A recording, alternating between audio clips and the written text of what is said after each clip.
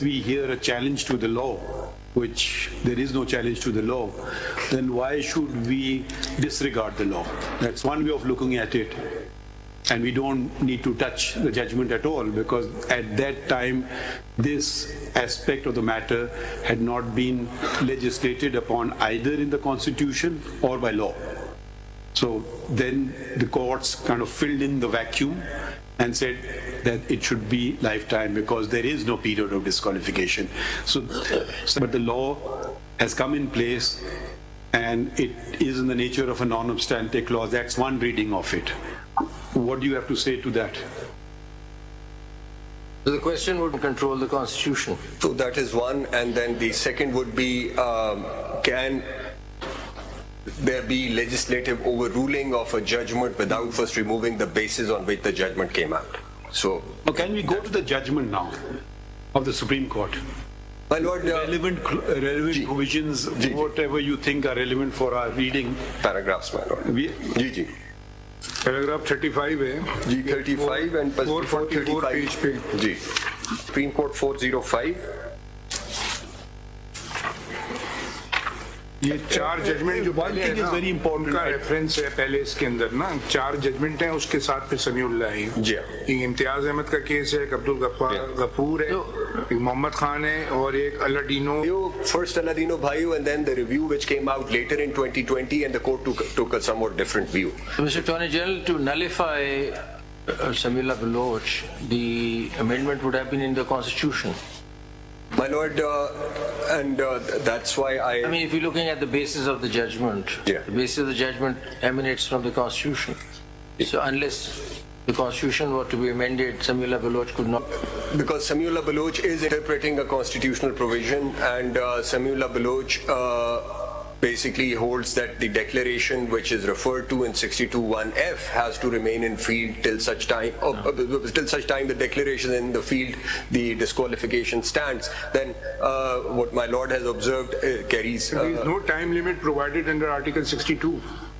So there are no time limits as far as my Lord the Chief Justice had just gone through, took us through clauses A through G. Now, as far as D, E, F are concerned, they are all without any timeline. Now, the question before your Lordship, and it was also argued in Samiullah Baloch. In fact, all the counsels before Samiullah Baloch. If we consider that through Samiullah Baloch the Constitution has been amended, then the constitutional amendment is required, as per my understanding. My Lord, it is interpretation. My Lord, with respect, Samiullah Baloch also read something into the Constitution which was not provided, and like. What did they read into the... My Lord, while comparing now, while examining 62(1)(f), the court held that so long as the declaration is in the field, this disqualification stands. While at the same time, when they were examining 63(1)(h), which is under 63 and relates to moral turpitude, which includes dishonesty, and there is a 5-year time limit, the court took a different view while examining both, and it said that, because there is a personal price that a person has prepared by going to prison, so therefore 5 years is good enough. But what the court did not, or with respect, overlook was that in both cases, the declarations are there. Now in 63(1)(h), there is a conviction which stands. It's only that it's really a question of interpretation, because what's very interesting, speaking for myself, if you look at 63 G, H and I, yes. I mean, most of the heinous crimes, especially against the integrity and sovereignty of the country, and that person can be allowed to contest election. Where there are punishments, he goes through punishments and comes out and contests election. What is a bit odd is that a civil declaration, which is just for some misdemeanor, like misconduct, which doesn't even carry a criminal punishment, absolutely, that carries an absolute bar for the rest of the life. That seems to be a bit odd, because if you commit murder, you commit treason, you commit whatever, you can forget to write something in the form, you would be out forever. So how does one reconcile? It's a matter of interpretation. Yes, so that is what my respectful submission would be, because in both, in G, H and also in I, there is an adverse finding against the person, a declaration by a court of law against that person. In those proceedings, those declarations of course subsist. He serves the time or whatever punishment provided by law, and then he can come back in after 5 years. Now here, while looking at 62(1)(f), where there is this, the standard of proof is lower compared to those criminal proceedings under 63(1)(h), which is beyond any shadow of doubt, and that declaration has still come out beyond any shadow of doubt. And here is preponderance of evidence, or somewhere between the two, and here the person is out for it. But before we go into that, could you just explain to us how can any court as negative? I mean, how can a court grant a declaration that you're not sagacious? That cannot happen. So how does that work? I mean, I've been always perplexed about this. We can't get a negative declaration from any court. Can a court say that you're not sagacious? Why would that happen? Because no civil proceedings could lead to a negative declaration. It's always positive. So I don't understand how a court will ever give such a declaration. So then most of the courts which have given this declaration are the constitutional courts. So you have... That's another question. And in those cases, is the declaration absolutely clear? I mean, does it say that you're not sagacious, or then we infer from the judgment that because you presented a fake degree, as a consequence we understand that you are not a mean? I mean, let me just go to the language of 62(1)(f) to understand what do we mean by declaration. Declaration, and also what is a court of law, because, and I say this, and my Lord has just observed, in Ishaq Akwani's case in 2015, a 7-member bench actually framed these 4 questions. They left them unanswered for some other case in future, and those, which is to give this sort of declaration. What would be the procedure then in that case? They left it open, sir. These questions were not answered by a 7-member bench. So which court would it be? What procedure would it follow? What would be the standard of proof? And who will have the locus standi? Now these are the questions which are very, very relevant for the purposes of for this declaration by a court of law. And then also exercising, let's say, constitutional jurisdiction, who cannot record evidence, where witnesses cannot be cross-examined, a person who, against whom an allegation has been brought, cannot really defend himself as he is able to in a trial. Would the declaration coming from constitutional court suffice for 62(1)? So, Mr. Attorney General, the question which has been there for a while now is, first of all, can there be a civil court granting a negative declaration, number one? And number two, the question is that in constitutional proceedings, where there is no evidence being taken, the court has arrived at a decision that a fake degree has been, for example, I don't know what the other cases are, fake degree has been presented by this person, does not necessarily mean that the court is moving further and saying that you are now non-sagacious or whatever. It's simply saying in this particular matter a false degree was presented. But I don't know of any judgment where they've actually gone ahead and said then as a consequence you're a fraud. So I don't know, so is there a declaration actually coming out of the Constitutional Court also? And can they, without taking any evidence, give such a declaration about a person? My respectful submission is, my Lord, that a constitutional court, now mindful that there are 2 judgments, one in PLD 2015 Supreme Court 265, which is Panama 1, Justice Ijaz Afzal Khan, speaking for majority, said that a court of law for the purposes of 62(1)(f) would be a court which can actually record evidence, which is a plenary court of original, revisional, appellate jurisdiction in civil and criminal proceedings. But without recording evidence, declaration can be given? Cannot be given. Yeah. And then the same... But even a negative declaration cannot be given, even if you record evidence. Right, I don't understand this. So and then in Aladino Bhaio, the second Aladino Bhaio, the review Aladino Bhaio, they revisited the original judgment which was given in 2013, where under it was held that once a declaration under 62(1)(f) is given, it does not go away with the flux of time. Declaration में तो यही है ना कि person may not file his own case for declaring him Amin. Yeah. Somebody has to challenge his character. That's right. Then in that case, the declaration will come whether he is Amin, sagacious, righteous or not. Yeah. So ये declaration होगा ना, खुद तो जाके नहीं मांग सकता declaration. दूसरा negative as per somebody will come challenging. सिर्फ paternity पे हो सकता है शायद, एक exception है 42 में, there is no other exception. Section 42 में तो legal character कोई deny करता है तो suit file होता है ना. If somebody is denying his legal character, then he can. की तो जब तक वो खड़ी हुई है वो चलता रहेगा. That's what Samuel Baloch saying. Samuel Baloch actually turns on the declaration. वो हुआ ये कि actually 18th Amendment में ये जो declaration by court of law लाने का purpose तो ये था कि वो रिटर्निंग ऑफिसर्स जो है ना वो डिटरमिन ना करते रहे या इस किस्म का एलिगेशन कोई और रैंडमली ना आकर लगा दे, और تاکہ یہ جو ڈی ای اور جی کے اندر جو ہو سکتا ہے وہ ایف میں نہ ہو. Because perhaps some easy. آپ کے مطابق how does D, E and G play out actually? I want to ask this question. آج سے 10 سال پہلے کسی نے انٹیگریٹی آف پاکستان کے بارے میں کوئی بات سپیچ کر دی, بس ختم ہو گئی بات, اب وہ الیکشن نہیں لڑ سکتا. یہ دیکھیے کچھ لوگ ہوتے ہیں تو وہ کہتے ہیں یس آئی سین دا لائٹ. اب اسلام میں بھی توبہ کی گنجائش آخر منٹ تک ہے. وہ کہہ سکتا ہے جی مجھے, جیسے مالور نے آبزرو کیا کہ مجھے اسلام کے بارے میں نہیں پتا تھا, اب میں نے سارے اب لائف ٹائم بین اس کو کر دیا کہ وہ پھر شاید حافظ بن گیا ہو سکتا ہے, عالم بن گیا ہو سکتا ہے, آپ اور بہتر اور ہم سب سے بہتر قرآن شریف سمجھنے لگا ہو, اور وہ لائف ٹائم بین میں آ گیا کیونکہ اس کو 20 سال پہلے یا 10 سال پہلے یا 5 سال پہلے ان چیزوں کے متعلق علم نہیں تھا. سمیع اللہ بلوچ جو ہے اٹ ایکٹس ایز اے گلیٹین. وہ کہتے ہیں کہ جب آخری اپیل میں جب آپ آئیں گے تو بس اس کے ڈیسیشن سے پہلے تو اگر آپ ریپینٹنس کر لیں تو ہو سکتا ہے, ورنہ once that happens then there is no repentance. کہاں چھوڑا نہیں چھوڑا 184.3 میں تو ویسے ہی نہیں ہوتا, بٹ ادروائز بھی نہیں. ریپینٹنس کہاں لکھا ہوا ہے؟ صاحب سنیں ذرا, جی صاحب سمیع اللہ بلوچ دیکھیں اس میں اصل بات یہ ہے کہ ڈفرنس ہم نے معلوم کرنا ہوگا 62 63A میں. what is the difference between the two? as far as I'm concerned 62 is not giving power to decide against a person. دیکھیں اس میں تو سمپل یہ اٹ از ڈیپینڈنٹ اپون 63 میں جو کاروائی کریں گے وہ دکھائیں گے, 62 میں وہ کہیں گے you are not qualified, where is disqualification is in 63.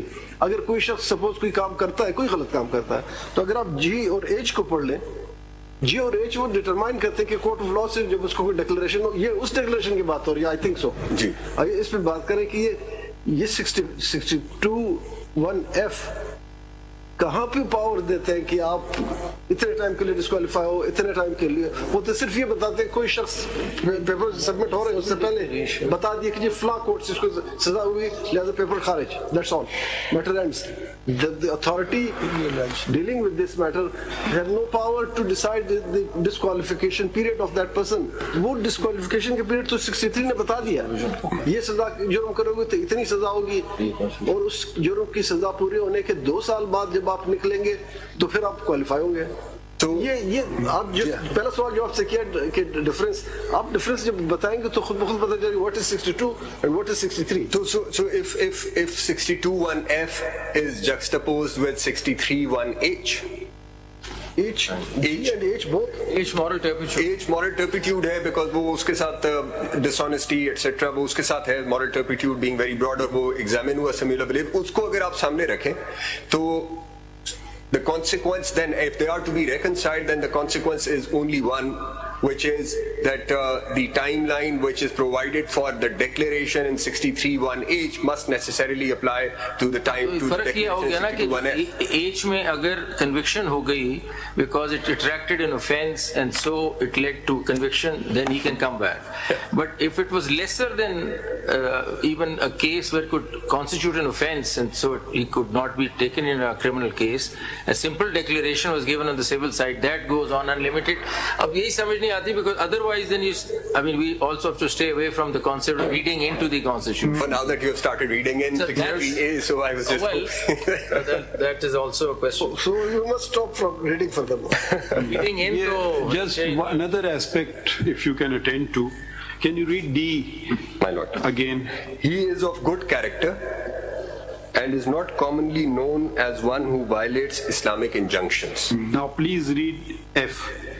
He is sagacious, righteous, non-profligate, honest and ameen, there being no declaration to the contrary by a court of law. Now, what does this mean? There being no declaration to the contrary by a court of law. In clause D and in clause E and in clause G, these words are not mentioned. That's right. So either you say clause D, E and G are redundant, they're meaningless clauses, because the words there being no declaration, either the same wording should have been followed. And I can't, at least I cannot understand the difference between good character and sagacious. I mean, good character is something different from sagacious. Is good character different from being righteous? Non-profligate. What does that even mean? What does non-profligate mean? What does it mean? Who doesn't spend wastefully? Israf. Yeah. The good character. Yeah. So if you are doing wuzu and wasting water, you become a profligate. Because there's a hadith of the Prophet. That's right. Do not waste water, and even if you're standing next to a flowing river. So then he's a profligate. So, and then we go honest. Good character, every good character person is an honest person, I would imagine. And Ameen. I mean, you know, these are words which a Muslim would never even dare utter in deference to the Holy Prophet, that only he is and none of us are. I mean, that is humility and abject humility. You will never say that. Otherwise, why would you seek forgiveness for whenever someone dies? Please forgive his sins. Do we ever say he's entitled to Jannat and Allah Ta'ala grant him Jannat? He never committed a sin. We don't even pray that for ourselves. No honest person will say any of these things, that he's sagacious, righteous, non-profligate. Even the greatest saints in Islam were scared when they were dying, that they were scared of death because they were apprehensive of what may they be meeting in the hereafter.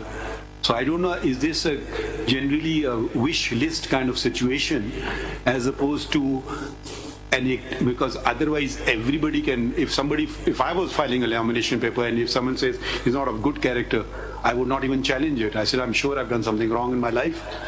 Maybe I've done it wrong yesterday, so I don't know. So if you're honest and you say, right, his person is right, I am not sagacious, righteous, non-profligate, honest. I do not switch off the lights when I go out of a room. I waste electricity. I waste human resources which the Almighty provides. So where does it end then? I can bring any case into disqualify someone, and I want to save someone, I can also do the same thing. That's why. Should such power vest in judges who are themselves humans? That's why They want a greater test for parliamentarians than they have for themselves. Does this language find mention in the oath of office of a judge? That I'm not profligate? Does it mention in the recommendations of a judge? Or it says you have to be 45 years of age, practicing law for 10 years. It could be so we have a lower standard than parliamentarians. Why is this language then not reflected there as well? You know, let's accuse ourselves before we accuse anybody else what they are or what they are not. So either we have a much lesser test, we can't, at least I would be very scared to meet this test, terrified to meet this test. So either we don't have a similar test, so we have to read the Constitution as a living whole, and where the Constitution has brought down the acts, it clearly says 2 years, 5 years, 3 years, 2 years, or it's factual, you're not a citizen, fine, that's very clear. There is no punishment here, but you're out. So without a punishment, you're out. There's no punishment. So, but suppose a person is a citizen of Pakistan, not a Pakistani citizen, but becomes a citizen of Pakistan later. Would he stand disqualified for life? Suppose he filed a nomination paper and he had another nationality or whatever, and he got disqualified. Is it disqualification for life? And then subsequently he said, okay, I've surrendered my US nationality and now I want to contest. So I don't know, we have to read it in a way that is meaningful. And we must bear in mind the conditionalities that were imposed to exclude people from this. I mean, the degree situation. Thankfully, it wasn't there when the Qaid was around, because he would have been disqualified. That's right. No, he wasn't a graduate. Amendment कब हुई? ये amendment 2002 की 8 की 2002 में. किसने की amendment? This was presidential order. क्या वो president खुद इन पे उतर सकता था, इन तमाम requirement पूरी कर सकता था? General military general ज़ियाउल हक नहीं होते, बाद में degrees करते हैं. शुरू में नहीं होता है। नॉन इलेक्टेड मेंबर्स अगर अमेंडमेंट करेंगे तो यही होगा। Mr. Attorney General, the question is that while we're looking at D, E and G, which to my mind appears to be a guideline for the voters, the actual gatekeepers, and they might keep this in mind when they're voting because nobody can execute them and put anybody behind anything. So D, E and G to sir guideline ho sakti hai voters ke liye, and that's never been agitated. The $1 million question is, how do we look at the line, no declaration to the contrary by a court of law? What do we do with this? I mean, this is in the Constitution. If I may, I think my lords have raised the questions. Can we read the law on declarations? What is the law on declarations? Section 42 of the Section 42 of the Special Relief Act. I would imagine, is that the only declaration that has been indicated here? There is no other declaration. और तो कोई है ही नहीं. कोई और law होता है declarations का? ये Specific Relief Act. Only Special Relief Act, Section 42. Legal character के ऊपर जो है ना, वो that is the only law. Declaratory suits are filed under 62(1)(f). हो नहीं Section 42. Constitution में रहा. ये तो इन्होंने कर दिया ना, बट अगर कोई चैलेंज करेगा तो वो तो 42 में ही करेगा ना, वो negative declaration. Negative declaration concept है ना, positive declaration is not negative declaration. We have held in paternity cases that you cannot do negative declarations. paternity can किया ना, negative positive. negative कर सकते हैं paternity. Negative positive, हाँ. Negative नहीं हो सकता है क्या? Person right to any character, right of any property. दे देना इनको स्पेसिफिक रिलीफ एक्ट सर, आप अटॉर्नी जनरल को दे देना, कह सकता हूँ कि हम ऑनेस्ट, यही दे देना प्लीज। ये मैं दावा फाइल कर सकता हूँ कि मैं honest. Yes, Ji. So that's it. Ji, sir. I have it before me. Mr. Jilani's iPad is very helpful. Discretion of court as to declaration of status or right. Any person entitled to any legal character or to any right as to any property may institute a suit against any person denying or interested to deny his title to such character or right, and the court may in its discretion make therein a declaration that he is so entitled, and the plaintiff need not in such suit ask for any further relief. Bar to such declaration, provided that no court shall make any such declaration where the plaintiff, being able to seek further relief than a mere declaration of title, omits to do so. By the court, to what is understood by court? A civil court? Yes. Under Section 9, or is it a constitutional court? Now it's a civil court where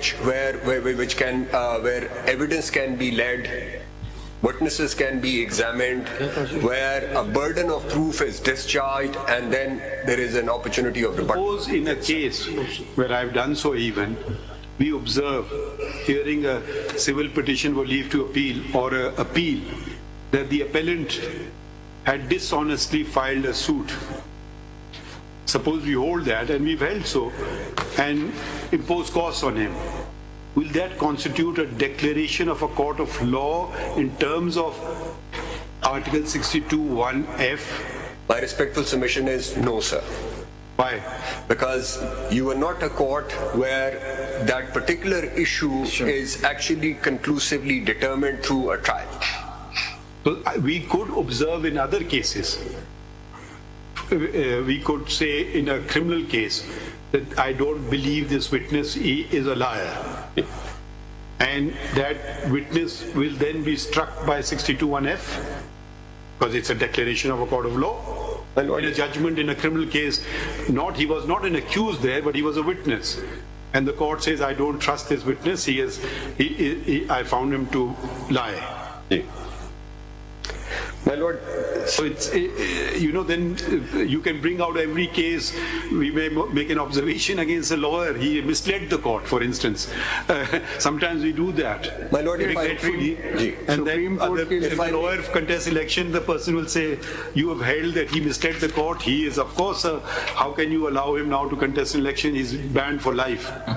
My lord, now, जी साहब एक चीज और देख लीजिए, declaratory judgements का जो supreme court के लिए प्रोवाइडेड है ना, वो आर्टिकल 184 सब आर्टिकल 1 में वो डिक्लेरेटरी जजमेंट्स हैं। सूबे और वफाक के दरमियान जो झगड़े होते हैं ना, उसमें लिखा हुआ है कि supreme court shall pronounce declaratory judgment. उसके अलावा के डिक्लेरेटरी जजमेंट 184 and 185 में लिखा हुआ है? No, 184.3 is not mere declaration. I mean, 184.3, the court goes on to conduct. शिजाज Shaukat साहब यहाँ बैठे हैं जो सिविल कोर्ट के माहिर हैं, तो आप बताइए ना ये वाली डिक्लेरेशन कैसे होगी? दो चीजें ऐड कर दूं, बता दें। आप सपोर्ट कर रहे हैं लॉ को या अपोज कर रहे हैं law? But I'm supporting the law. The law. I'm against. We want to hear from those who are opposing the law. There's none. So then There is somebody who said yes. You can hear about it. I am opposing this. So, yeah, I think in the course of proceedings, Let's hear. the challenge. I just want to understand how the opposition is. That's right. जी बताइए। आप oppose कर रहे हैं तो पहले ये बताइए कि इसको चैलेंज किया है? मैं लॉ को इस बारे में अपोज कर रहा हूँ। नहीं, पहले बताइए कि अगर है तो हाई कोर्ट में चैलेंज किया वायरिस को इसकी आपने? मैंने तो चैलेंज नहीं किया। तो फिर अब क्या अपोज करेंगे आप? गुजारिश ये मालूम, क्योंकि समीउल्लाह बलोच केस अगर मौजूद है जो कि कॉन्स्टिट्यूशन कर रहा है, माइक अपने सामने, तो इसीलिए तो आपसे पूछा ना, समीउल्लाह बलोच है, उसके बाद आप समझते हैं कि लॉ गलत अमेंड हुआ है, 232 गलत आ गया है, तो whether you have challenge the vires in the high court और not? That can be challenged before this proceeding, my lord, because that question is just alive before the Honorable and the same notice administration on that question. And in this proceeding, this Honorable Court has every authority to declare the law which has been passed in violating the provision of the Constitution or whereby. But अभी उस्मान आपने कहा था कि are you supporting life disqualification or? Sir मैंने कहा था कि नहीं उस्मान ने क्या कहा था? मैंने ये कहा है मालूम कि जब तक समीउल्लाह बलोच मौजूद है ये लॉ नहीं आ सकता, ये law ultra wide. Main case में आपकी क्या है कि डिस्क्वालिफिकेशन लाइफ को आप सपोर्ट करते हैं या नहीं? मैं डिस्क्वालिफिकेशन को असिस्ट मैं इस पॉइंट पे करना चाहता हूँ कि रीविजिट हो सकता है कानून, लेकिन वो इन कंडीशंस के साथ रीविजिट हो सकता है। वो मैं एक देखें, वजाहत से बात कीजिए ना, गोल शोल बातें ना कीजिए ना। आप लाइफ डिस्क्वालिफिकेशन के फेवर में या खिलाफ हैं? सीधी बात मैं लाइफ डिस्क्वालिफिकेशन की फेवर में उस हद तक हूँ कि अगर समीउल्लाह बलोच प्रवेल करता है। आपसे सीधी बात करता, हम ये क्या सवाल जवाब दे रहे हैं आप? नहीं, either you support the principle or law को सपोर्ट मैं इसलिए नहीं कर सकता कि law against the judgment of the supreme court है। अगर अगेंस्ट द जजमेंट है, इंटरप्रिटेशन रीइंटरप्रेट हो सकती है प्रोविजन। सुप्रीम कोर्ट का जजमेंट जब तक था उसके बाद पार्लियामेंट ने लॉ अमेंड किया। अगर आप ये कह रहे हैं इसका मतलब है कि सुप्रीम कोर्ट के जजमेंट के बाद पार्लियामेंट लॉ नहीं बना सकती? लॉ बना सकती है स्टैट्यूटरी इंटरप्रिटेशन के बारे में, जहां स्टैट्यूट इंटरप्रेट हुआ। चलिए लॉ का तो ठीक हो गया, but are you saying that the principle settled in Samiullah Baloch, you agree with it? No, that I don't agree. I want to say that there is some conditions for the on the basis of state decisive principle कि कब वो judgment जो है वो revisit हो सकती है और क्या वो conditions। आप बार-बार वही चीज रिपीट ना करें ना, आप सीधी बात हमसे कर नहीं रहे हैं। जजमेंट को छोड़ दीजिए 2 मिनट के लिए, लॉ को भी छोड़ दीजिए, हम सिर्फ आपकी राय मालूम करना चाह रहे हैं। आप लाइफ टाइम डिस्क्वालिफिकेशन को 62(1)(f सपोर्ट कर रहे हैं या नहीं कर रहे हैं? कुछ हाँ या ना तो कर रहे हैं। मैं नहीं सपोर्ट कर रहा, लेकिन नहीं कर रहे हैं। अच्छा, हम सुनना चाहते हैं कि कौन सपोर्ट कर रहा है। एक सेकंड ठहर जाए, हम लोग सुनेंगे आपकी वक्त पे, कानूनी बात करेंगे तो करिए। आ जाइए, बताइए। एक second, let us hear mister Samiullah Baloch, the person himself. जी, सनाउल्लाह बलोच। बिस्मिल्लाहिर्रहमानिर्रहीम। शुक्रिया मुजज्जद साहबान। ये आपका ये केस है? जी सर, ये मेरा ही केस है। ये तो लिखा है Samiullah Baloch. Sir, Samiullah Baloch is my brother, and Abdul Karim Noshrawani, I am the aggrieved person because I contested the election against. तो समीउल्लाह बलोच कहाँ है? Abdul Karim Noshrawani, sir, he is my brother because the case is mine. So आप उनके attorney हैं, आप कैसे आप पेश हुए थे क्या? जी हाँ, मैं पेश हुआ सर, बिकॉज मैं एग्रीव्ड पार्टी हूँ। जो मैंने 2002 के बाद जब इलेक्शन हुए, मैं उसकी तफसीलात में बात तफसील ना बता देना, आप बता दें किस ग्राउंड पे आप करना चाहते हैं। मैं ग्राउंड पे सर, ग्राउंड ये है कि जो कॉन्स्टिट्यूशनल जो प्रिंसिपल्स हैं उसके तहत सुप्रीम जो जुडिशल सुप्रीमेसी है उसको मद्देनजर रखते हुए ये ऐसी बातें ना करें अदालत में। जुडिशल सुप्रीमेसी क्या चीज होती है? मैं सर अगर आपकी इजाजत नहीं, ऐसी बातें ना करें हमसे। कॉन्स्टिट्यूशनल सुप्रीमेसी की बात सुनी थी हमने, अब आप जुडिशियल सुप्रीमेसी का मैंने कॉन्सेप्ट नहीं सुना है। सर ये जो नहीं, देखिए कानूनी बात करें ना, ये ऐसी बातें ना करें सर। ये जो आर्टिकल 62 और 63 है, ये कॉन्स्टिट्यूशन में गुज़िश्ता 50 साल से और बिलखुसूस 18वीं तरमीम के बाद इसमें कुछ तरामीम हुई, लेकिन पर्टिकुलरली 62(1)(f) में तरामीम नहीं की गई। ये टोटल 5 सफ़ात पर मुश्तमिल कॉन्स्टिट्यूशन के अंदर बहुत क्लियरली एंट्री और एग्जिट पॉइंट्स दिए गए हैं हक के नुमाइंदगी के लिए, इख्तियारात के लिए। कहने का मकसद ये है कि सर जब ये 2013 के बाद से जब ये, अगर आप कह रहे हैं ना 50 साल से ये स्टैट्यूट बुक्स पे है, तो पहले क्यों नहीं कभी कोई डिस्क्वालीफाई हुआ? मैं इस पे आ रहा हूँ सर। बात ये है कि सर ये जो है 2002 के बाद से ज़ेर बहस आया। ये 20 साल से सर सुप्रीम कोर्ट और बलूचिस्तान हाई कोर्ट और दीगर कोर्ट्स में ये तफसील के साथ ये ज़ेर बहस रहा है मौजू, और इसमें 62 और 63 की बहुत क्लियरली, केयरफुली, मेटिकुलसली जो है सर इसकी तशरीह की गई है। मेटिकुलसली ऐसे तो ना बातें करें ना आप, सर मैं पॉइंट पे आ जाएं। पॉइंट पे आता हूँ।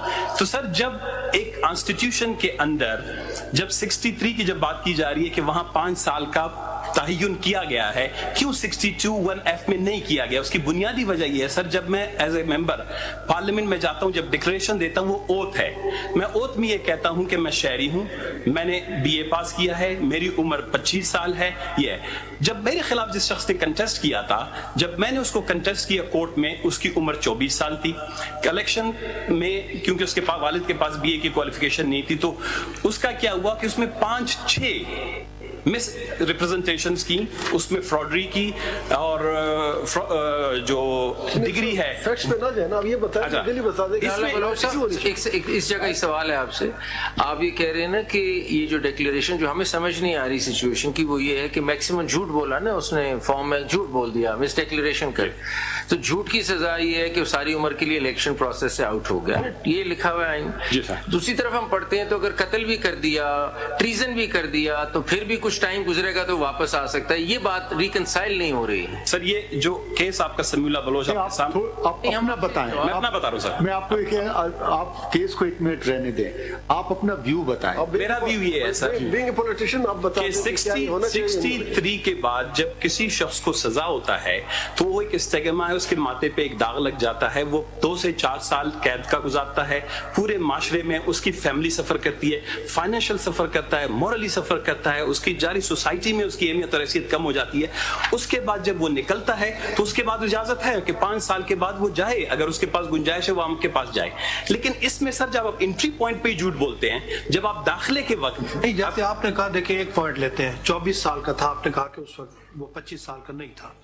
24 साल का तो सिर्फ एक ही पॉइंट होता, उसके डिक्लेरेशन पे आपने उसको चैलेंज कर दिया, वो प्रूव हो गया कि 24 साल का है। आपकी राय में वो फॉर लाइफ डिस्क्वालीफाई हो जाएगा, फिर वो इलेक्शन कंटेस्ट नहीं कर सकता।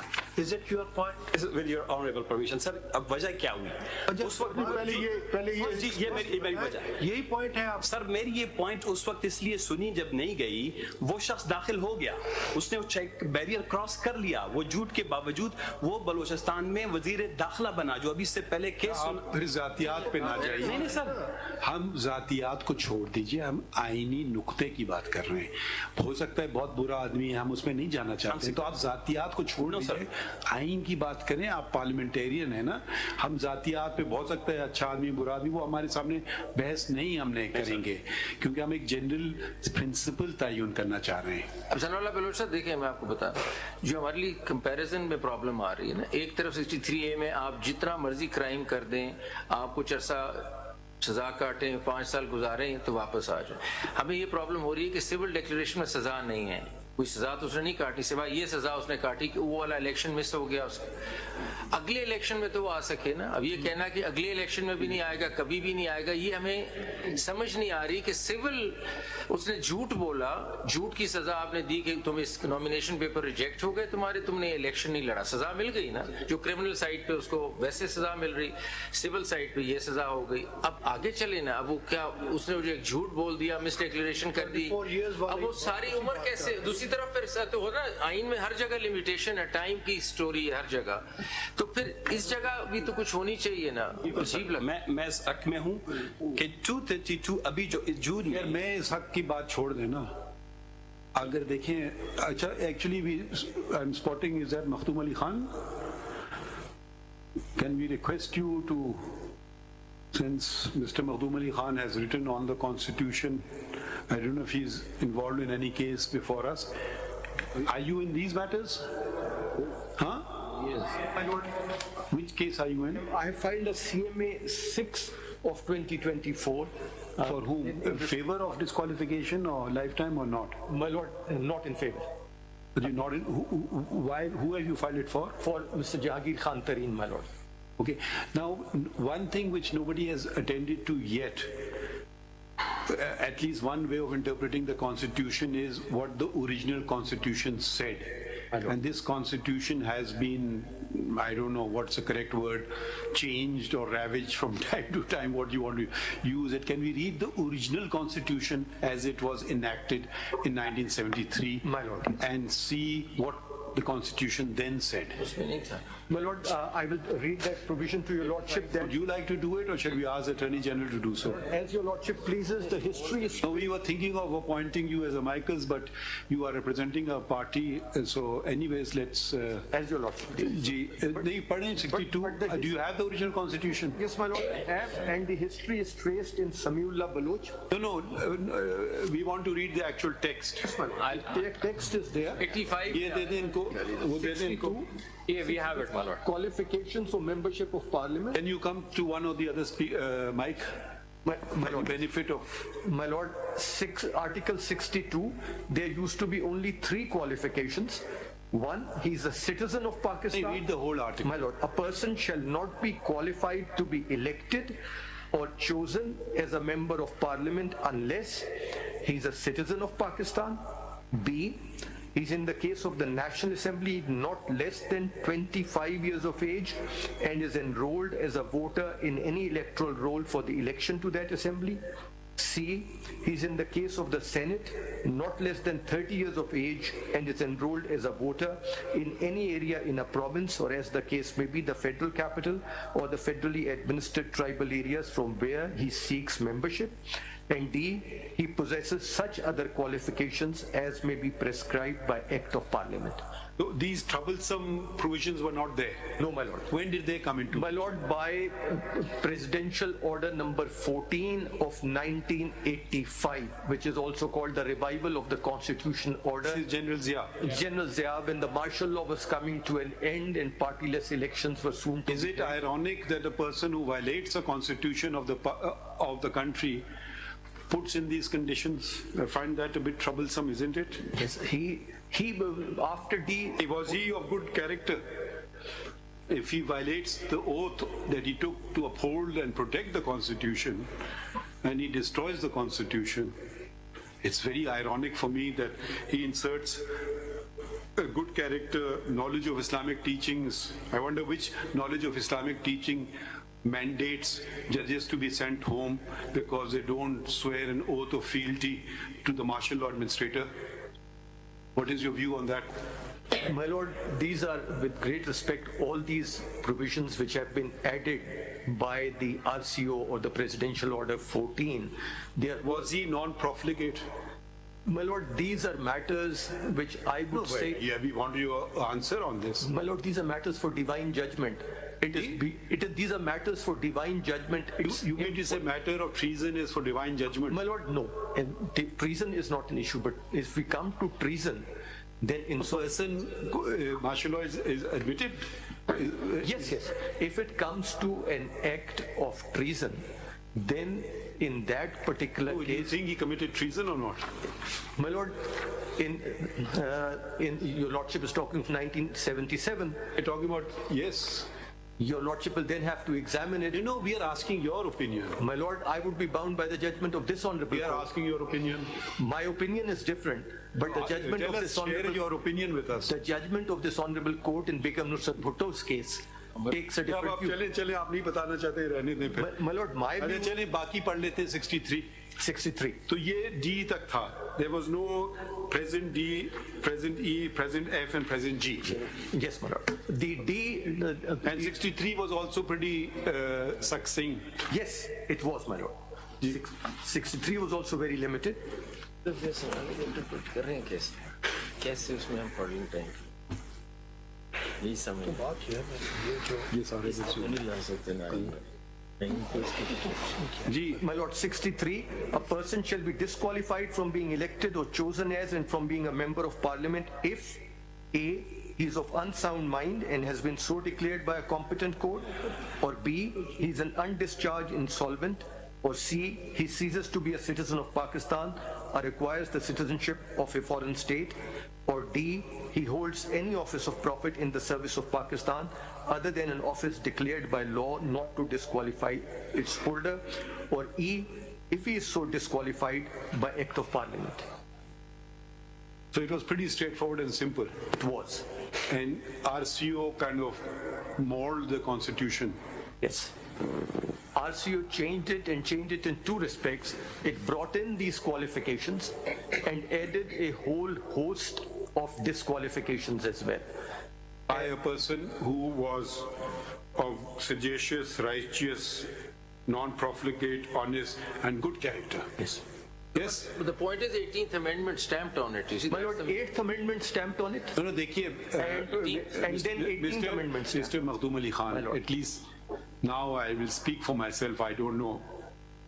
Wherever this is one way of interpreting the Constitution, and I've held it in a judgment or two, that wherever there is problem areas or difference of opinion or two interpretations possible, at least I've chosen the one interpretation which found mentioned in the original pristine constitution chosen by the directly elected representatives of the people and not martial law administrators. Why are you so scared of martial law administrators to utter these words, Mr. Makhdoom Ali Khan? My Lord, may I submit that this is also the jurisprudence of this court. In Al-Jihad case, Mr. Justice Ajmal Mia took the view that if there is a conflict or tension between two provisions of the Constitution, one which was enacted at a time when the Constitution was in abeyance and other at the time when the Constitution was in full force, it is the latter which will then prevail, and that view has been reiterated in Samiullah Baloch, though the principles drawn from it thereafter are different. So what your Lordship is observing. Where is it mentioned in Samiullah Baloch? My Lord, in the Samiullah Baloch case itself. No, I just want to read that part. Yes, my Lord. Your Lordship will see the constitutional principle is identified in the Samiullah Baloch case itself at page 435. Page 435. This point that you are saying? Yes, my Lord. This point is there on page 435. This is PLD 2018 Supreme Court 405. Which paragraph are you reading? Paragraph 22. If your Lordship will see, there are a number of judgments cited, and then it says reference by the President, PLD 1957 Supreme Court 219 at 235. As such, the Constitution must be interpreted as a whole because it is an organic document that is meant to apply to the changing circumstances of time and space. Consequently, each provision of Constitution or part thereof has purpose, meaning, and integral place that must be understood, acknowledged, and applied harmoniously. It is only when a conflict between two provisions of the Constitution is irreconcilable and one of such provisions was inserted when the Constitution was held in abeyance, then the provision which was made part of the Constitution during the period of its abeyance would yield. But would it apply because after the 18th Amendment having stamping it, so it's not really, that was a democratic dispensation at that time. My Lord, it was, but your Lordships prior to this also in Al-Jihad's case took the view that in spite of the fact that whatever General Zia had done had been validated to a large extent by the 8th Amendment to the Constitution, this Honorable Court took the view that, and that was in particular, my Lord, in relation to a provision where a judge of the High Court declined to go to the Federal Shariat Court and was as a result sent home.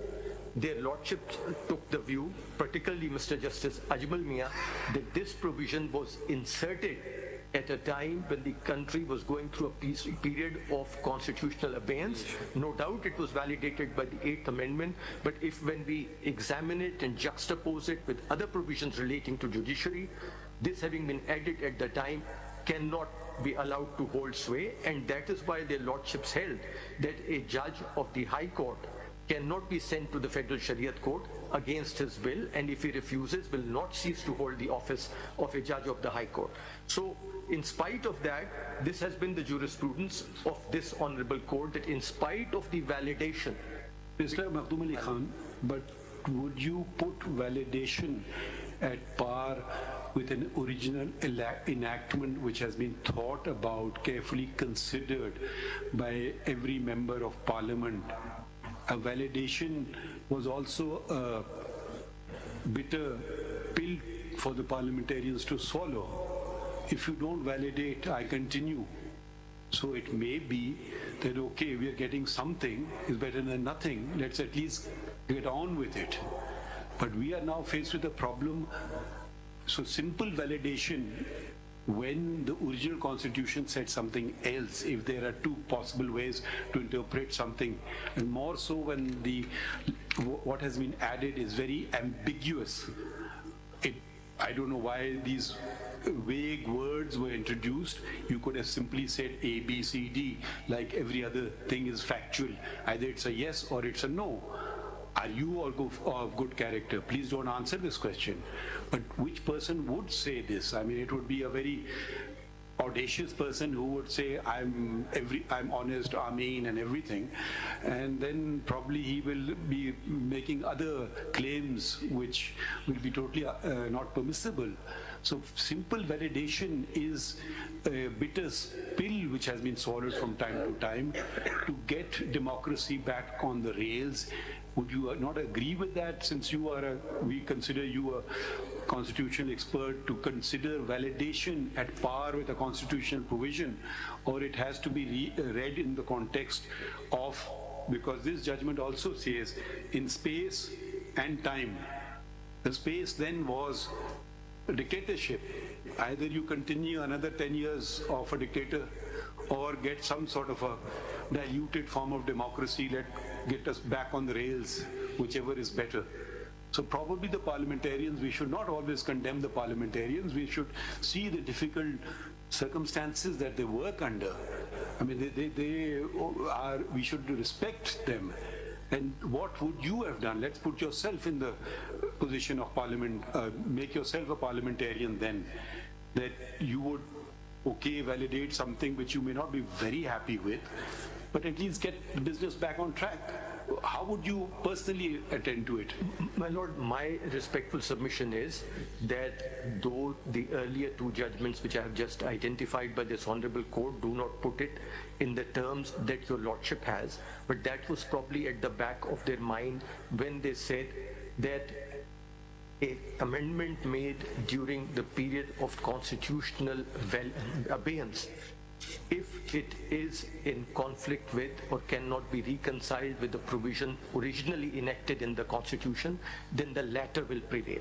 So obviously this Honorable Court has not treated the validation at the same level as the original Constitution, recognizing all the difficulties which your Lordship have articulated, but not articulating them in this particular manner.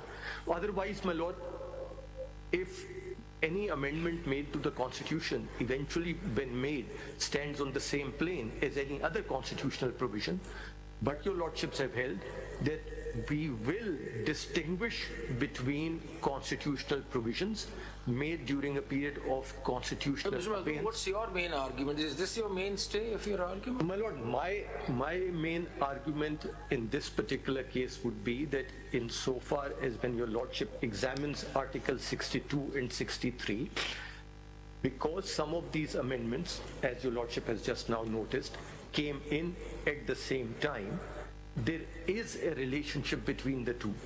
And with great respect to this extent that Samiullah Baloch says that 62 and 63 have to be looked at through different lenses, it is with great respect incorrectly decided. Because when your Lordship looks at 62 and 63 and the amendments came about at the same time, 62F, which your Lordship is looking in particular, which says he's sagacious, righteous, non-profligate, honest, and Ameen, there being no declaration to the contrary by a court of law. and your lordship examines it with 63(1)(h), he has been on conviction for any offence involving moral turpitude, sentenced to imprisonment for a term of not less than 2 years, unless a period of 5 years has elapsed since his release. They are to be read together. I mean, that is dependent upon 62 is dependent upon 63. 63, and I would go to the extent of saying that when your lordship looks at G, for instance, he has not, after the establishment of Pakistan, worked against the integrity of the country or opposed the ideology of Pakistan. It has to be related to H, which says he has been on conviction for any offence involving moral. So what does that mean? I mean, where does that leave these provisions 62? My lord, what's the effect? My submission would be that unless there is a conviction, and that would be the declaration I would be seeing, not at... So what are these clauses? They go? My lord, if there is no conviction, then in case of D, F, E and G, for example. My lord, D and E and F probably all will have to be related to H. 63(1)(h). F actually talks about a declaration. D, E and G don't. They could be, one could argue that because there is no third party declaration, we can go into conviction area. But where do we take the declaration part? My lord, declaration, now if your lordship looks at it in terms of section,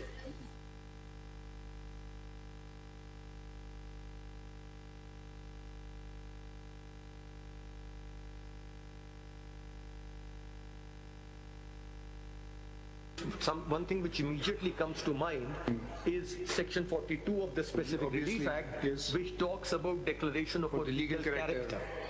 Now, this cannot be that kind of a declaration because, as your lordships have repeatedly observed, a negative declaration is impossible to obtain. Then your lordship, sometimes permissible, negative declaration is permissible sometimes in some events that can be granted by the court. There has been some revisitation of Alvi Sons, but otherwise that remains good law. Then if your lordship looks at 199, that also is talking of declarations being made by this honorable court, but that's in a completely different context. That is only. So then what do you make out of this declaration for a court of law? My lord, I would say that the term is not used specifically in the section 42 sense of the term. Maybe it's a constitutional declaration. It's a constitutional declaration, and that the declaration which the constitution is envisaging is there has been a conviction already under 63(1)(h). And then there is this gateway. He cannot file his papers before the returning officer because at that time the returning officer may refuse to accept it. But the anomaly which arises when your lordship looks at 63(1)(h) in particular, and G and H both, actually, when your lordship looks at it, for instance at H, he has been on conviction for any offence involving moral turpitude, sentenced to imprisonment for a term of not less than 2 years, unless a period of 5 years has elapsed since his release. So even a conviction which is followed by a sentence of 1 year 11 months does not lead to disqualification even of 1 day. Fair enough. So that's understood. So therefore the connection which Samiullah Baloch makes between a person being an ex-convict suffering all his life the stigma that he's a convict is really not what 63(1)(h) is all about. 63(1)(h) is all about sentencing. If the person has been convicted and sentenced till the rising of the court, he's not disqualified at all. No, but there is a difference, you see, the opening paragraph of section 62 and 63 need to be read and harmonized. A person shall not be qualified to be elected or chosen. I mean, if you will read 63, a person shall be disqualified from being elected or chosen. So वो जो उसमें चीजें लिखी हैं वो after conviction है कि अगर कोई कन्विक्ट हो गया है उसकी सजा खत्म हो गई है तो इस इतने पीरियड के बाद वो इलेक्शन लड़ सकता है. To be elected and from being elected. This is the correct. But if your lordship may graciously be pleased to look at clause 2 of 62, these words are used very loosely. The disqualification specified in paragraph D and E doesn't talk about qualifications. Article 62 But both are dealing different situations. No, my lord, Article 62, Clause 2, is talking of disqualifications under 62. It's not talking of qualifications. So this is very loose language which has been used. Practically interchangeable. Interchangeable language. Because one question which I have, DE does not have the wording, there being no declaration to the contrary by a court of law. My lord, yes. When does D, E and G kick in? How can they ever kick in actually in any court of law? They cannot kick in. Or they're meaningless words? My lord, They're just guidelines for they are exhortatory, perhaps for the guidance of the electorate, that watch out for candidates. So first of all, you are saying that they are of no, there are no consequences which follow with D, E and F. D, E and G. They will, my lord, D, E. But ideally, the same wording should have been used, there being no declaration to the contrary by a court of law in D, in E and in G. My lord, these wordings are only found mentioned in F. My lord, these were added in F under the 18th amendment. These words were originally not there. And the reason for adding it appears to be, as the Attorney General identified, that under F, returning officers had started disqualifying people by saying, "Aap chautha kalma zara suna dijiye." आप चौथा कलमा जरा सुना दीजिए, इस तरह की चीजें. They can still do that in E. They can. They very much That's can. the problem. You see, what we don't understand is D, E, G are there, and they're not executable as such. How could we? So, I mean, I myself read them as for the gatekeepers, as the voters, and maybe they keep that in mind and not vote because it's a subjective decision. My lord, but cannot be enforced in a court of law. My lord, that is what in the case of Ishaq Khan Khakwani, one of the learned judges, as my lord Mr. Justice Faiz Isa identified in Sheikh Rashid's case, took the view that no disqualification can really take place over here. These are very open-ended words.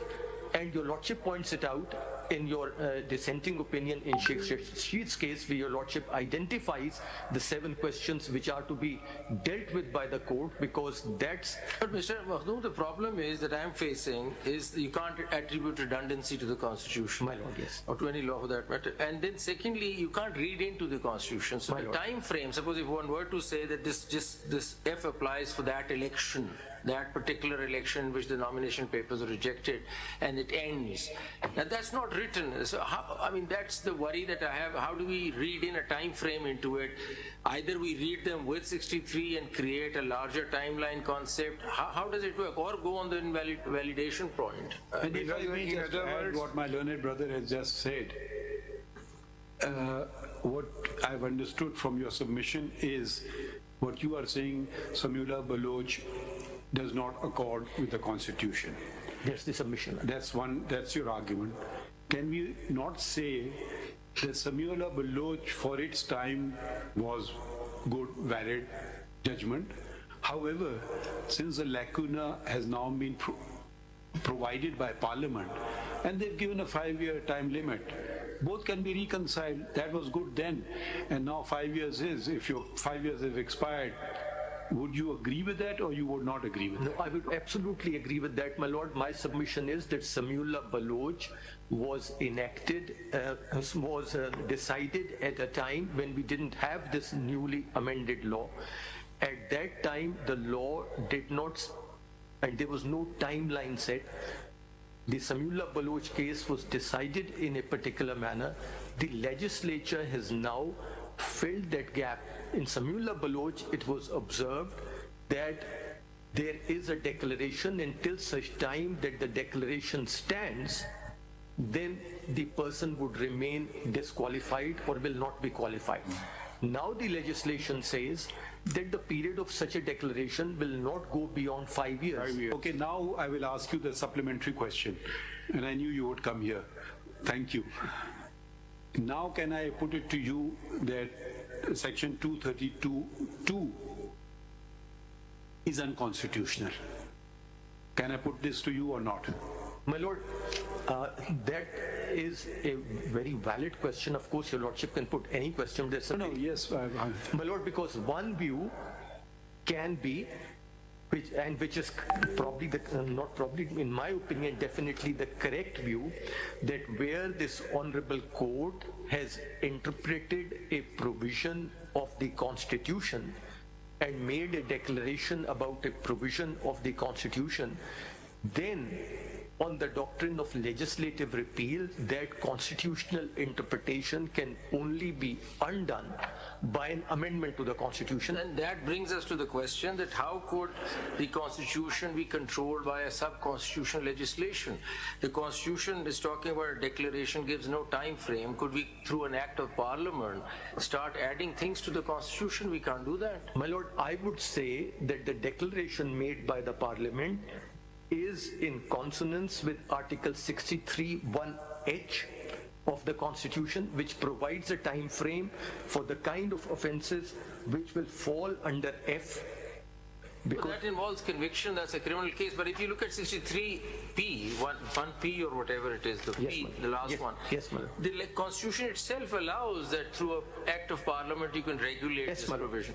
And wherever it's so required, it's given. So, just taking it a little more, suppose, let's imagine Samula Baloch was not decided, and we are deciding it today. My Lord. Just for the sake of, to take the argument a bit forward, and let's assume everyone agrees with me, and we say since 62(1)(f) does not provide a time limitation for disqualification, therefore let us be guided by other provisions of the Constitution, including 63(1)(h) and (g), where it provides for treason, 5-year disqualification. So let us let this disqualification be for 5 years. Is it sound reasoning or not? My Lord, it is, because your Lordship is then virtually interpreting the two provisions together. When your Lordship interprets... So at the end of the day, it depends on what is in my mind. Are you understanding? Yes, my Lord. Is the Constitution so malleable that I can do whatever I want to with it? My Lord, if 63(1)(h) was not there, let us assume there was only 62(1)(f), and if the 18th Amendment had not added the words which have been added, which is declaration to the contrary by a court of law, then 62(1)(f) would have been a provision which really provided no timeline. And if a person was declared not to be qualified under 62(1)(f), then the question would be for how long? My Lord, the question can be for that term that he has been elected, or he can be re-elected immediately. My Lord, for instance, the only other constitution that I have been come across which is a provision similar to that of Pakistan, where you cannot be elected to the parliament if you are the citizen or have acquired the citizenship of another country, is that of Australia. And the Australian High Court has dealt with this issue. No other constitution that I am aware of deals with. American Constitution, you have to be an American... You have to be an American citizen, but it does not say like our, my Lord, 63(1)(c) says, or acquires the citizenship of a foreign state. So a dual citizenship over here disqualifies. In the Australian Constitution also, a dual citizenship disqualified. But the lordships over there have taken the view that if the person then steps down, abandons that citizenship, he can come back in tomorrow again. And there they have also taken the view that if he has applied for his citizenship to be renounced, then the constitution of our country will not be contingent on the delay or speed of the legal processes in another country. He has done the best he can, and therefore they have said he can continue to be in office. Why were you disqualified? My Lord? Why have you been disqualified? From? The petitioner. The petitioner. Yes. Petitioner was disqualified. Your client. My Lord, my client, yes, I was coming to that. My Lord, he has been disqualified on the ground that he had created a trust for the property called Hyde House, and his defense was that Hyde House was a trust the misdeclaration in the nomination form, is that the allegation? Yes, but his case was that there was no misdeclaration. No, that's a different thing. I just want to know what was the reason. So in all these cases, if you look at all these cases that were where 62(1)(f) was invoked, the misdemeanor is misdeclaration, or maybe they have not given. Misdeclaration generically would be it, and misdeclaration in the worst form taken could be brought into H. Worst form, moral turpitude, कहीं हो सकता है innocently भी हो, लेकिन चलें worst form में ले लें, it is moral turpitude, and that provides for 2 years plus 5 years, so that's 7 years. So even if suppose a person did not get convicted because there was no case filed, worst to worst, if the case was there, he would be out in 7 years. So 7 years period could be easily read into the F clause, because that's the only natural corollary. I mean, it doesn't make sense otherwise. Yes, my lord. And again, would there be any incident coming out of F which will go out of H? My lord, मतलब आपने नई case बनाया, suppose मिसडिक्लेरेशन हुई, उसके खिलाफ किसी ने कोई क्रिमिनल केस ही नहीं किया, अगर हो जाता तो 2 साल वो होता और फिर उसके बाद 5 साल होता, यही है ना? Is there any situation in F which would go outside H? My lord, not that I can think of. No. Do you think the words in F, it says, it doesn't end by a country, by a court, it says court of law. My lord, yes. Is a court of law different from a constitutional court? Because it could have stopped at the word court. So I just want to know, does it, the of law add anything or doesn't add anything? My lord, of law adds in the sense that probably the returning officer will not have this power. Well, returning officer is not a court. I'm just thinking in terms of Section 9 courts under the CPC. Are these court of law Section 9 courts or court of law? Because it should have said, it could have ended by saying by any court. My lord, over here, are we distinguishing between the constitutional court and a civil court of competent jurisdiction, or we are not? It's meaningless, irrelevant. This honorable court and your lordship yourself have held that over here the word court of law means a court of plenary jurisdiction. In Panama 1, which was not subsequently followed in Panama 3, this honorable court... What do you mean by Panama 1 and Panama 1, my lord, was the first case which was decided 3-2, and Mr. Justice Ijaz Afzal Khan, writing for the majority, said that court over here means a court of plenary jurisdiction. Meaning Section 9 court. Section 9 court, a court which will take evidence, which will examine the issues where a trial takes place. Or it could be civil or criminal. He doesn't make that distinction. And I would submit that if your lordship have to... Then how did that view change? Without mentioning what they have done in Panama 2 and Panama 3, Is it referred to Panama 1 and Panama 2 and 3, this aspect? No, my lord. Your lordship notices that in your lordship's judgment in Sheikh Rashid's case. Actually, that was not a judgment. It raised a number of questions. Yes, it raised a number of questions. Yes. But your lordship will see that even after Samiullah Baloch, different tests have been applied. The author judge of Samiullah Baloch was also the Chief Justice of Pakistan in Faisalabad's case, and has taken a different view without any reference to Samiullah Baloch. Where is that view? My lord, that is reported.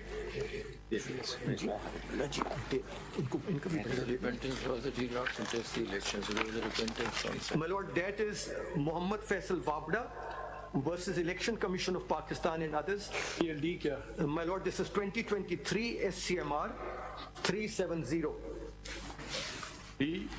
My lord, 370. My lord, I have put these cases together in a bundle for ease of reference of your lordship.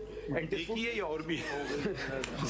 sir, मैंने और पैसे जाया करवाए आपके? Sir, ये आपके जो 62(1)(f पे judgments हैं, ये पहले बताएं ये वाला case. Yes, sir. It is the last tab. It is tab 20.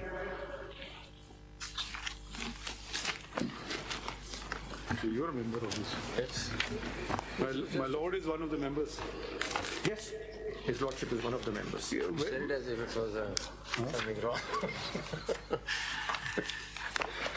Can you read the relevant portion? My lord, yes, paragraph 4, it's a 2-page judgment really. Paragraph 4, page 373. The petitioner states before the court that he regrets his claim of renunciation of the US nationality at the time of filing his nomination papers for the election of NA 249 Karachi on 7/6/20 2018.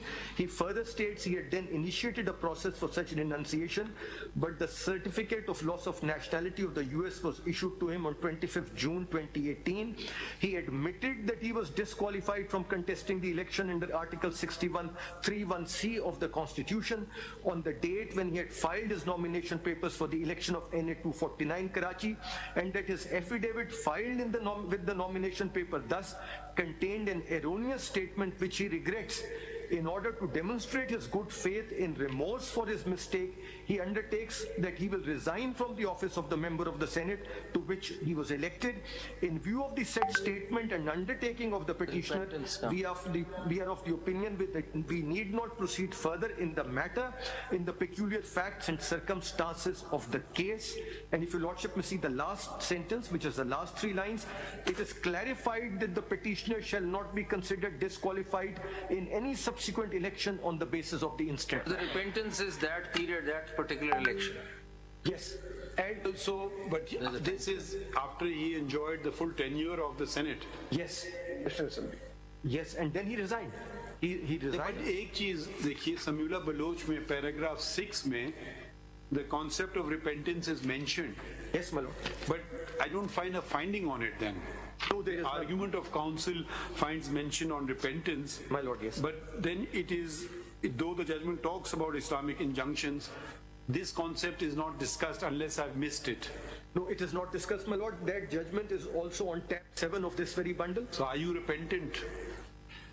So, Mr. Makhdoom, we could look at it like this, you see. Are you repentant or you claim you've done no wrong?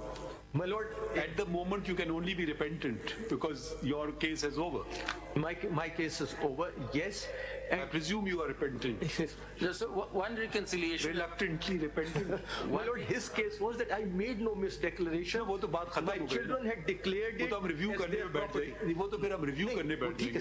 So one reconciliation of 62(1)(f) with H could be that if there is a misdemeanor of misdeclaration and no criminal case is made out, then he just misses out on the election and the matter comes to an end. Yes. But if you want to take it further and you file a case against him which is criminal, then H kicks in and you go through a conviction and 5 years. So there's a 7-year period there and there's an election period here. Yes, because why didn't you not book him in any criminal case? Because you could do that. For any misdemeanor, you could have done that. If you don't let him go and you don't take criminal proceedings, then there has to be some mechanism, because if you take criminal proceedings, the mechanism is 7 years. But if you do not take criminal proceedings, then there must be some way out also, because it's short of that, because nobody bothered to take the person on for that misdemeanor. So, I mean, that's Mr. Khan, but I think, can we go back to Faisalabad's case, please? My lord, yes. You said Samula is not mentioned. Samula is mentioned there. It's mentioned. Is there उससे पहला वाला पढ़ने, therefore? बिल्कुल paragraph में mentioned है. It's mentioned, but not followed, because Islamabad. No, just पढ़ दें जरा सा. Therefore, it was concluded. My lord, उससे अगर जरा ऊपर आप देख लें, the Islamabad High Court found that the petitioner was disqualified pursuant to the case reported as Speaker National Assembly of Pakistan versus Habib Akram for submitting a false affidavit, hence no declaration was required. Therefore, it was concluded that the consequences given in case reported as Samiullah Baloch and others versus Abdul Karim Noshirwani would follow. By finding that a formal declaration by a court of law was not required to disqualify the petitioner under Article 62(1)(f) of the Constitution, the impugned judgment has in its para 11, 12 and 13 therefore misconstrued both Habib Akram and the Samiullah Baloch case. So they say it's been misconstrued, and resultantly the impugned judgment is legally not sustainable. How do you reconcile the two? This judgment and Samiullah Baloch? My lord, if Samiullah Baloch was... No, how do you reconcile the same two judgments by the learned same judge? My lord, my submission is that if Samiullah Baloch was strictly followed, there was no way out but to disqualify Mr. Faisalabad and Islamabad High Court. For life, because Islamabad High Court had correctly decided the case. He will be disqualified because of his corrupt practices. Oh, my lord. The person who gives false statement. Yes, my lord. Corrupt practice defined in section 167 of the election law. My lord, yes. But for that declaration, there must be criminal proceedings as provided in section 174. Yes, penalty for corruption or corrupt practices. उनको सजा होनी चाहिए court से. जी जी. Court means criminal court. Your Lordship is When there absolutely is no right. declaration from the court, can person be still called as a corrupt practice? My Lord, that is my submission, that 62(1)(f, the declaration which they're thinking about is the declaration under now the Election Act 2017, previously the Representation of People Act 1976, and the words used over there were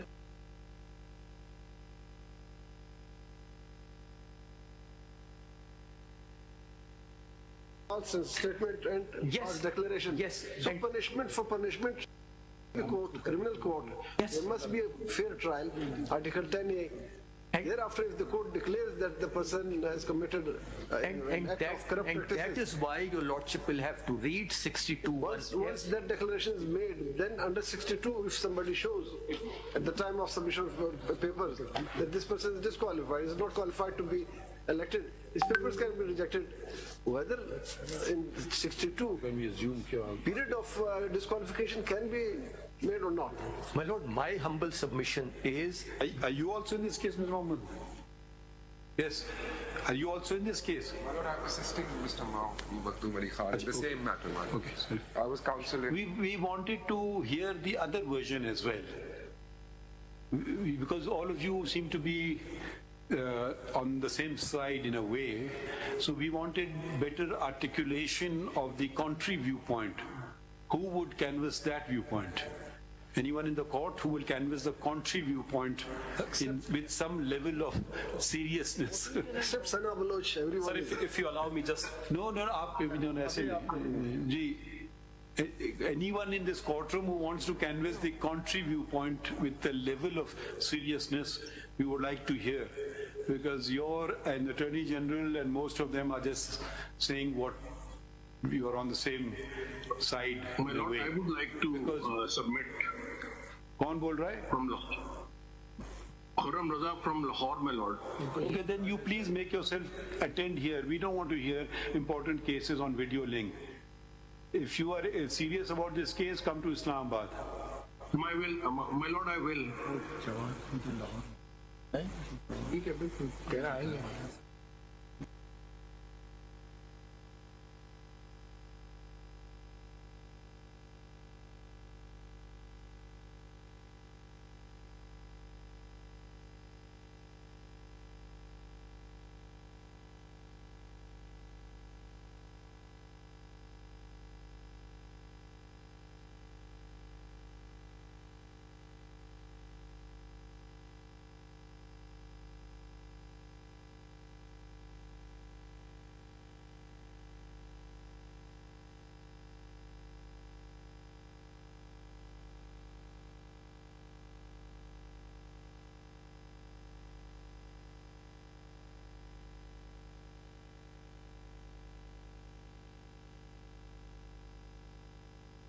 Someone who has the opposite viewpoint, senior counsel, Mr. Maktoum Ali Khan. My Lord, the contrary viewpoint. I think all the respondents. Where is Mr. Shoaib Shaheen? He was here in the morning. Would he be canvassing the contrary viewpoint? Shoaib Shaheen साहब चले गए? अच्छा. Mr. Babar Awans supported the lifetime ban in the Samuel of Baloch case, so he might be a कौन बोल रहा है?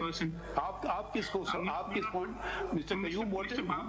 No, what about yourself? What about yourself? What about yourself? Which view are you supporting? Lifetime ban? Lord, I am supporting the law. I am against lifetime ban. अच्छा, आपके साथ जो खड़े हैं वो क्या कहते हैं? वो अपोज कर रहे हैं। वो अपोज कर रहे हैं। तो आप आइए जरा इस्लामाबाद जरा अपनी हमें दीदार कराइए. We don't want to miss any valuable word uttered by you. So please be here. We will now be adjourning this case, and we would like to maybe we appoint some person from the other side, if we can say. आप बल्कि अगर आपको कोई और support कर रहा है उसको भी साथ लेके आए लाहौर से. My Lord, there is a number में कौन है केस में? जो सुबह का केस था ये सैयद असगर हुसैन सब्जवारी. ये केस है काशिफ महमूद का. آپ کس پوائنٹ آف ویو کو سپورٹ کر رہے ہیں؟ کیونکہ یہ آپ نے صبح کا کیس یہی ایشو ہے آپ کے کیس میں، آپ لائف ٹائم بین سپورٹ کر رہے ہیں یا نہیں؟ نہیں جی، میں تو یہ کہتا ہوں کہ نہیں سمپل بتا دیں، لائف ٹائم بین اور 5 year بین اور نو بین؟ لائف ٹائم بین. سو ماشاء اللہ آپ خود ہیں تو آپ آتے ہیں نا سامنے، ہم آپ بار بار پوچھ رہے ہیں. نہیں دیکھیں ہمیں معاونت چاہیے نا، کہ اچھی بات ہے کہ آپ ماشاء اللہ سینئر وکیل، ہم بھی looking for some senior counsel to canvas the other point of view as well so we can understand it properly. خیر آپ نے ساری باتیں تو سن لی، آپ بیٹھے ہوئے تھے نا صبح سے؟ نہیں سن لی نا ساری باتیں. ہم آج اجرن کریں گے، اب تو 3 بج گئے، تو یہ لوگ بھی آ جائیں، شاید ان کے لیے کل مشکل ہو آنا، پرسوں پہ رکھ لیتے ہیں پھر یہ کیس. ٹھیک ہے. اور اگر آپ کوئی اینی ون کین سپورٹ، آپ کس کا نام تجویز کریں جس کو ہم مائیکل بنا دیں، کیونکہ دوسرا کینوس کرے ویو پوائنٹ. مائیکل تو خیر نیوٹرل ہوتے ہیں، مگر کیونکہ we have the senior counsel here already, the president is here, Mr. Makhdoom Ali Khan is here, and sort of a number of other attorney general is here. آپ بھی ادھر ہو.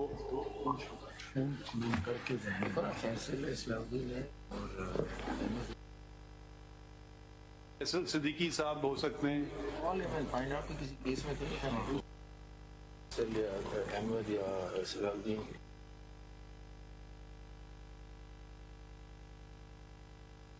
Case, Mr. Munir Malik was amicus. He was amicus then. We saw these. There were a number of Mr. Asma Jahangir was there. Munir Malik was amicus then.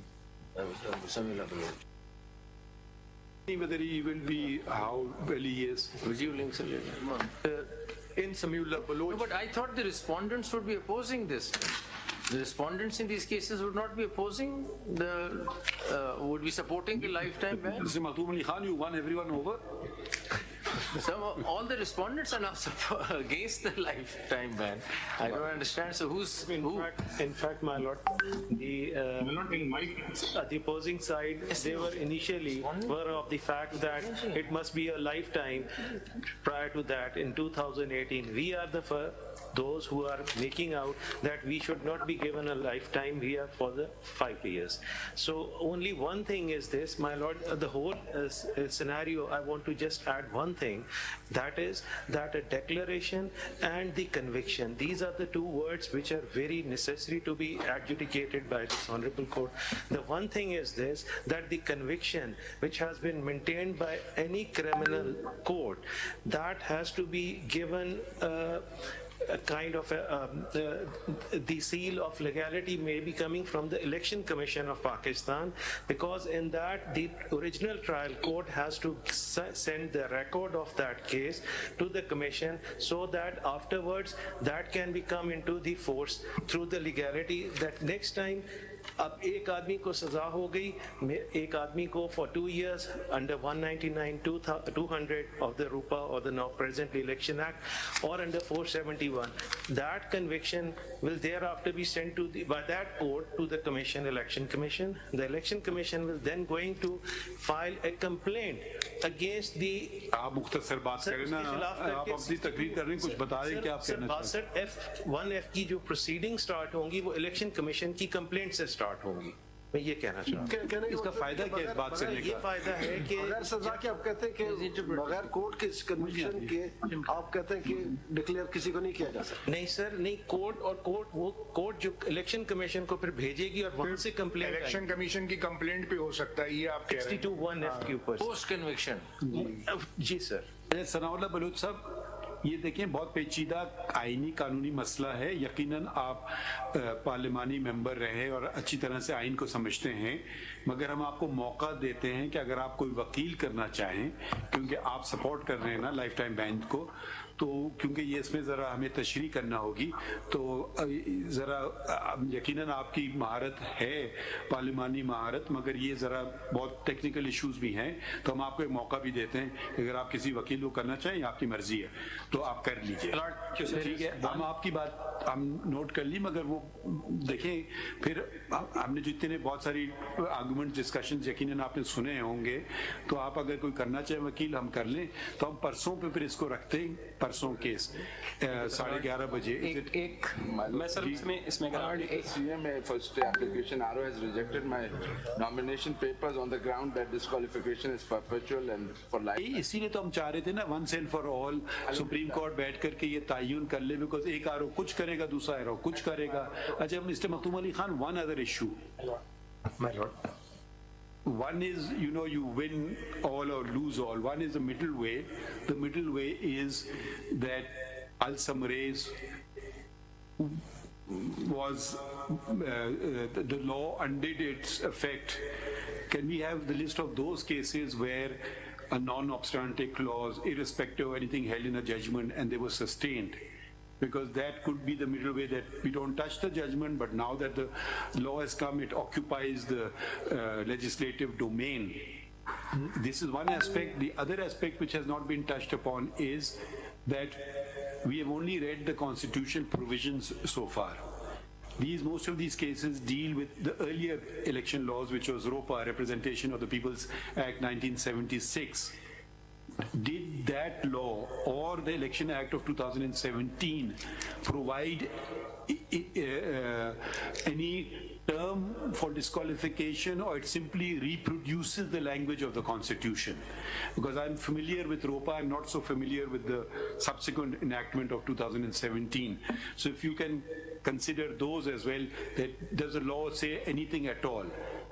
And the third thing which I want you to attend to is, did either law, ROPA or the Election Act of 2017, prescribe a period of disqualification which was not mentioned in either 62 or 63?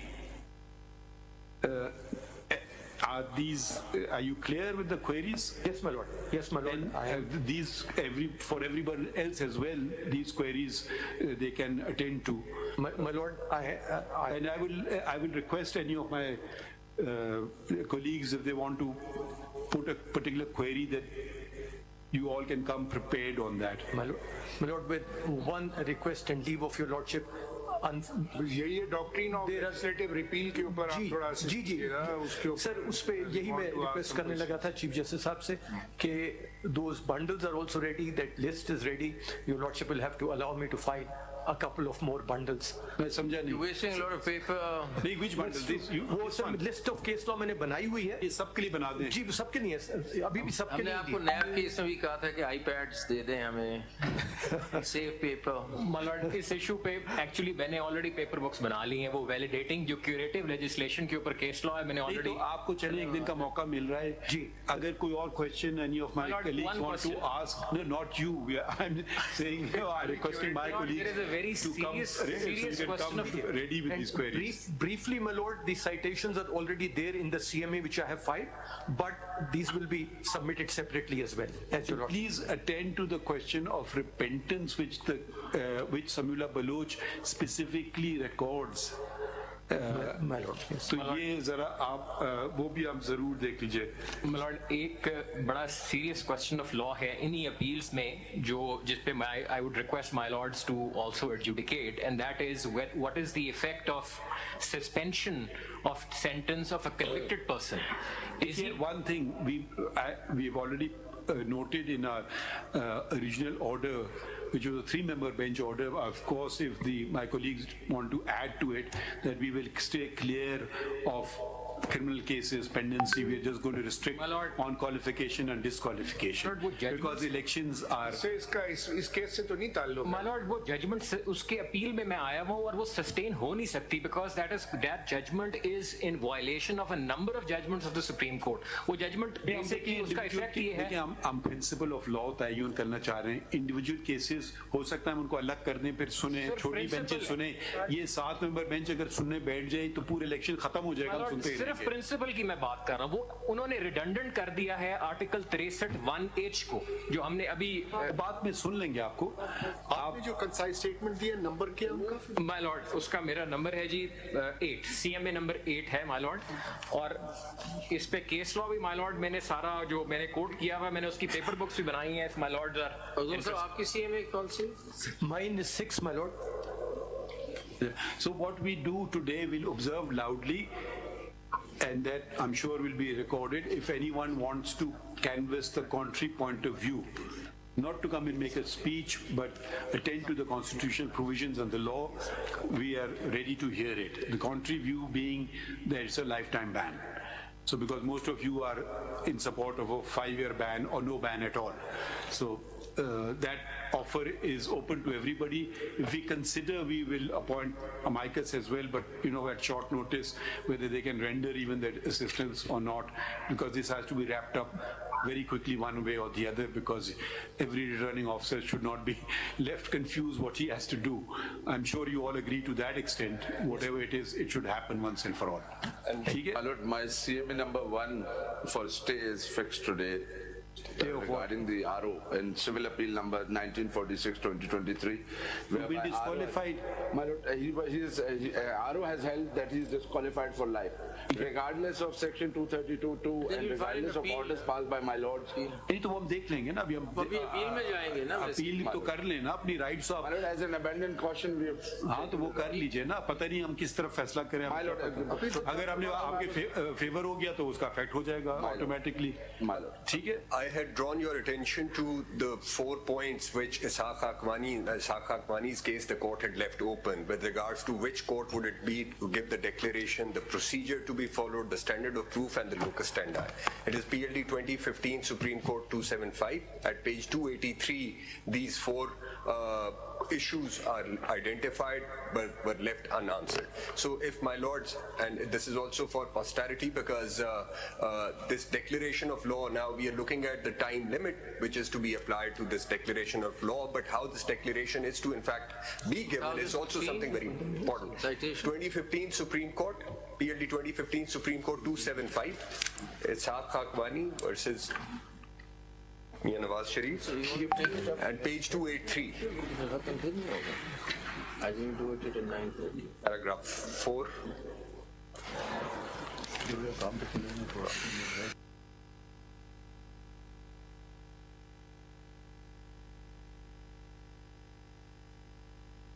In a judgment, my lord, in Roshan Ali Brero's case, your lordship has also raised that similar question while dissenting, my lord. That question is still parked, my lord. Which one? It is appeal to the future, my lord. 2019 CMR. Yes, this is 2019. This is, my lord, 2019 CMR 1939. 1939. So appeal to the future. Are we the future? Yes. So now is a good time, sir. चलिए इसमें लिखें फिर। या आप में भी appeal to the future कर दे।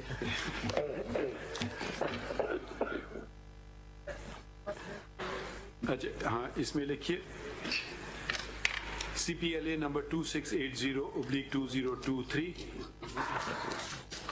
The point raised in this petition are the same as are being considered in the cases in Civil Appeal 981/2018 and other cases fixed before the 7-member bench. Accordingly, this case to be fixed along with the said cases as well. Full stop. The number. अच्छा ये हमें एक चीज भी बता दीजिएगा ये हमें because there should not be created an impression which unfortunately we cannot control, social media or even media, but for accuracy's sake who is contesting which political party. So let it not be perceived as this is for a political party or against a political party. We are only concerned with the constitutionality and the legality of the matter. So I really don't know these names, whether they're independent candidates or their things. So if someone can give us a list of who's where, so that would be helpful and may dispel the notion that it is for a particular cause, which is not our concern in the least. क्या लिखा है? हाँ, इसमें लिखिए the learned Attorney General and the Advocate Generals of the provinces state that they support the constitutionality and legality of Section 232 within bracket 2 of the Elections Act. There is an S. Elections Act 2017. Full stop. A number of petitioners oppose. कौन कर रहा है? आप. Most of the petitioners most of the council representing petitioners appellants applicants support the contention of the learned Attorney General and the Advocate Generals, whereas आपका नाम लिख दे in CMA CP 684 और कौन अपोज कर रहे हैं? आप 880 CA 880 नाम अपना बताएं. नाम बताइए. खुरम रजा मेलो. Mr. Khurram Raza and Mr. Khurram Raza in CA 880 oblique 2015 states that the lifetime it is a lifetime ban. अच्छा, सब्जारी साहब भी का नाम पहले लिख दें. सीनियर काउंसिल है ना, सीनियर काउंसिल का पहले नाम लिख दें. canvass the contrary viewpoint that it is a lifetime ban. Full stop. A number of council are appearing from other stations through video link, and they are requested that in view of the constitutional importance of the matter, it would be better if they are in attendance at Islamabad so that their submissions can be properly heard and understood. Full stop.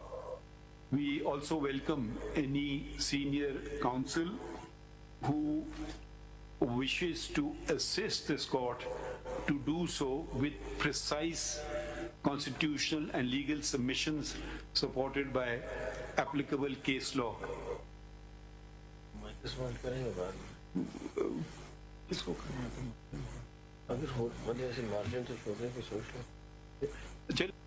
लगता है कि अगर हम कोई amicus appoint करें short notice पे, पता नहीं it will be fair to amicus or not.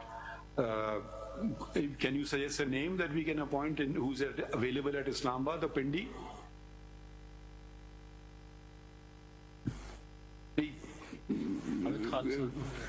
कलवे हसन साहब एक सीनियर वकील हैं, और कोई और अगर आपको कोई इस्लामाबाद दूसरा आना चाहिए ना. I don't know what they farmer जज ऑफ हाई कोर्ट लाहौर या मौजूद कोई इस्लामाबाद पे, अब हम उनको लाहौर से बुलाएं किसी को. इस्लामाबाद में होते हैं. कौन? पिंडी में होते हैं. कौन? मौलवी अनवारुल हक साहब. हाँ, मौलवी अनवारुल हक साहब. ठीक है, इन दो को करने. My lord, he is not enjoying very good health these days.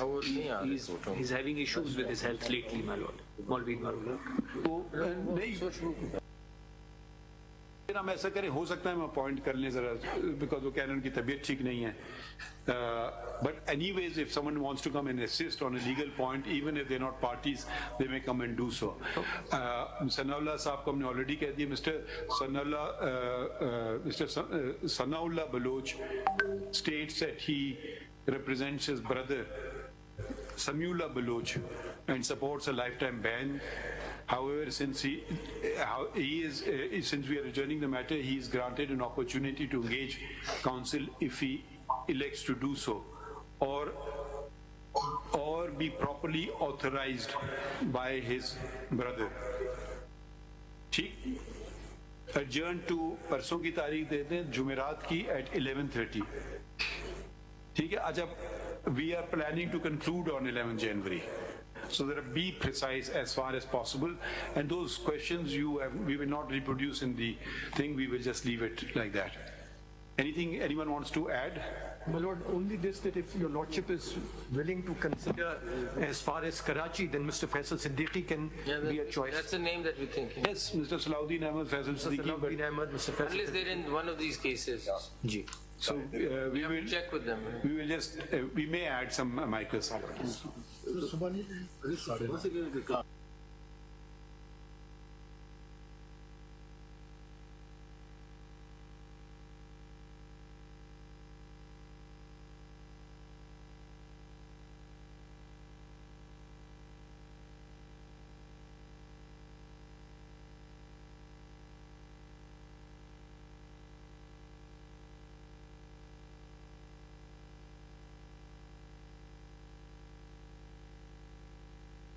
Yes, that's yes.